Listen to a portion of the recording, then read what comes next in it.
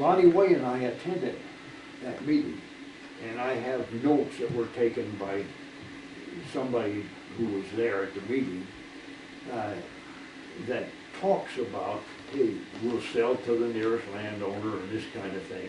It was presented to the Tri-County Commissioners as a very positive light, and we cast some doubts on that.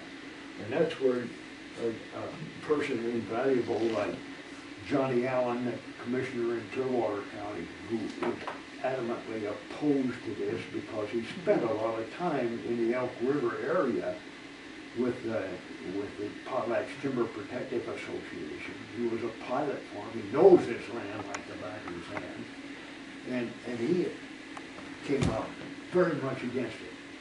Well then, in going on with the process, there's a lot of things happening in between these dates.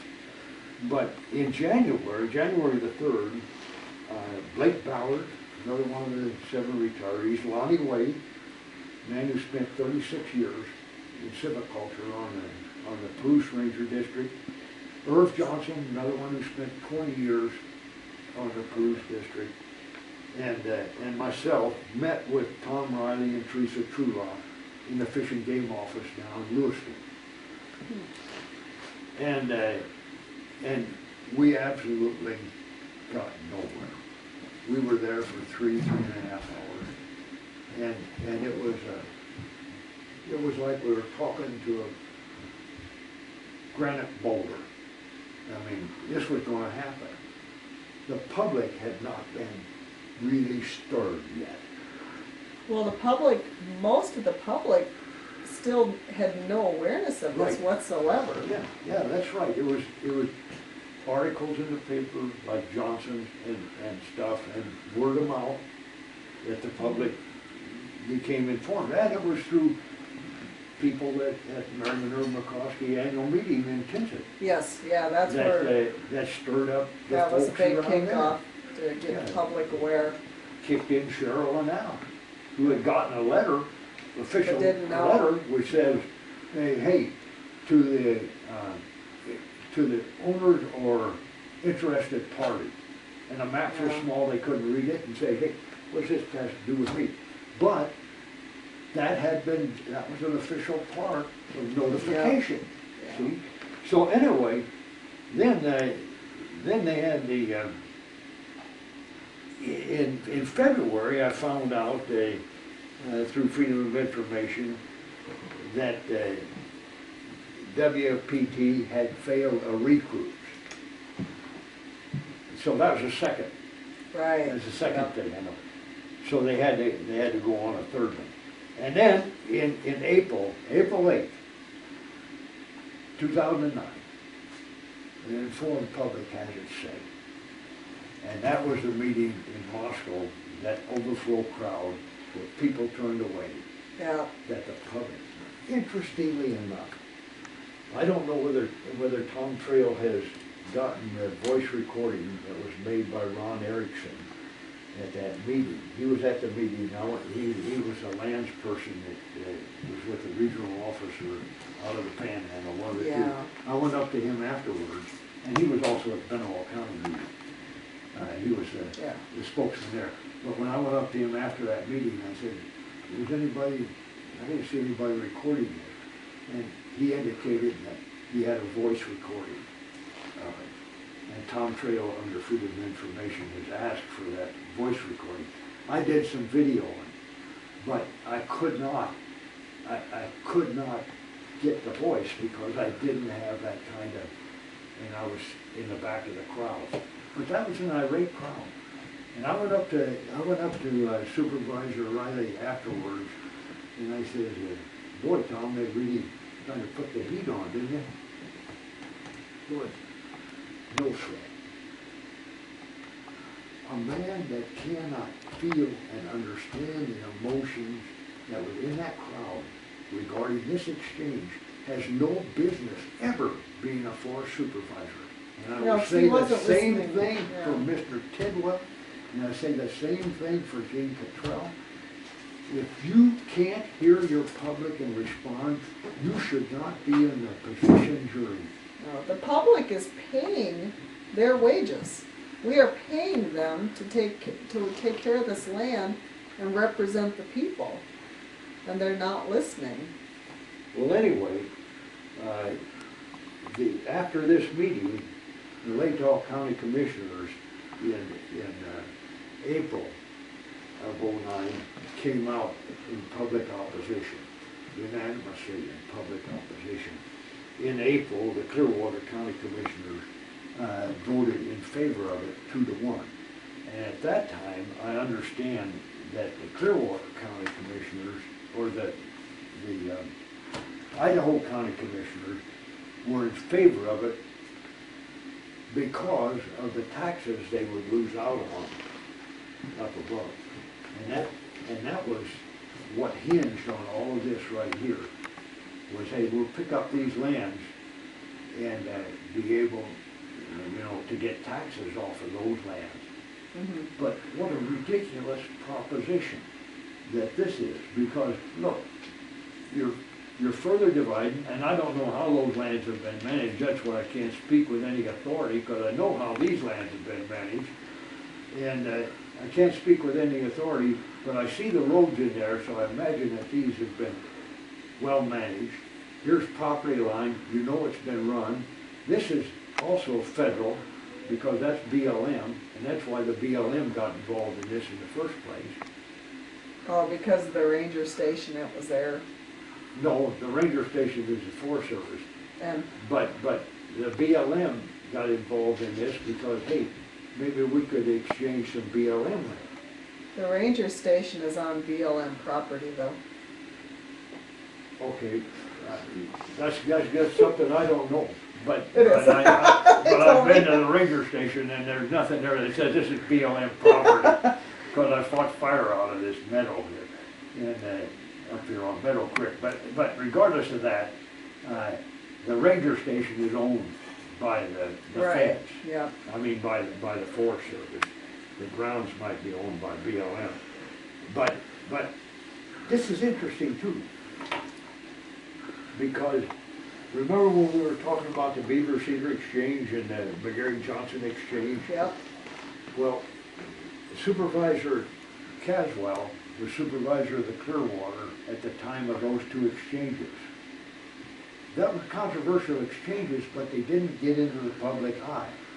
Yeah, the public, I'd never heard of them. No, you didn't. I don't know of any of the public that did know about what was happening there.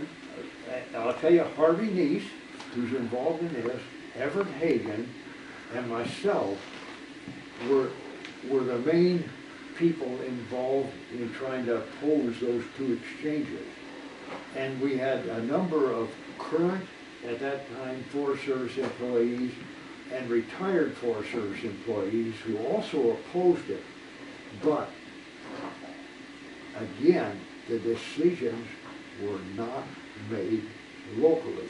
The signer is designated, and that was Caswell, and he signed off on it. And I don't think the man wanted to sign off on it, because I think at that time Senator Craig was senator, and he was pushing this to no end. Can I say that with any authority? No, I can only say it on hearsay. But follow then Mr. Caswell's career when he retired from the Forest Service. Who was the senator? Senator Kempthorne became governor of the state of Idaho. Mr. Caswell went from retiree after signing the Beaver Cedar Exchange to the designated species coordinator for the state of Idaho. And it was my understanding that there had never been a designated species coordinator for the state of Idaho prior to Jim's getting that. And then when Mr. Kempthorne went from there to the head of the Department of Interior, Mr. Caswell became chief of the BLM. Mr. Caswell and Chief of the Forest Service, Abigail Kimball, were back in Washington, D.C. at the time. This appears to follow the exact same pattern that was used in the Big Cedar Exchange. If the public hadn't become involved, if the commissioners hadn't taken up the cause, this would have been a done deal. Yeah, it would have been done a long time ago. And that's what's so disturbing. I mean, it might be this big wildlife corridor, you know, and the attributes of that, and the passage for the grizzly bears and all this stuff, Nature Conservancy, that makes people think this is a higher calling, a greater use for these national forest lands. But you don't do it without informing the owners. Yeah, the public has the right to know, and should have known right from the start. And I believe, I thoroughly believe, although I know nothing about other exchanges outside of the state of Idaho, I thoroughly believe that this has been going on for years. Mm-hmm. And it finally got to where the public, because of you folks, got involved, and the local politicians got involved, and they're taking up the cause. And when you cannot get the politicians in the Washington office to stand up and say no to something like this, then you know they're involved from the very beginning. They're failing the public. Of course they We are paying their wages to represent us, and they're failing the public. But you would not have known about that, you know, unless you got involved the way you did. Yeah. And so that's the, you know, that's kind of a timeline, and there's more that goes on here. You know, the Moscow Daily News came out with an editorial opposing the exchange, and the Elk River City Council, when I went down there, Supervisor Riley was there, and Ronnie and I gave a spiel because the council, you know, because this land down here, pretty darn close to Elk River, you know, that land be developed. Hey, they hunt, they fish, they do everything down there, and they were on the fence. And when we got done talking to them, Mr. Riley didn't have a chance because he knows nothing about these lands. And they voted unanimously to oppose the exchange. Of which they still are very opposed to the exchange. Sure. And so, you know, then they had January 8th, 2009, Idaho Fish and Game, and the letter that they came out and opposed. They looked at each one individually and talked about its worth as the value of it to wildlife, and sometimes they didn't have. For instance, Mary Minerva McCroskey State Park, I thought that was pretty obvious. Hey, this, you know, that should be parkland.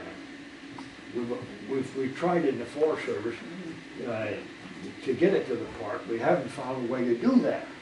But then WPT started working with the parks people, thinking, oh, we can ride the white horse, you know, come in, ride the white horse and say, hey, we'll get this through the exchange, and then we'll work a deal with you. And so what happened with this Fish and Game letter was something I never thought about, because you can't hunt on parklands. Exactly.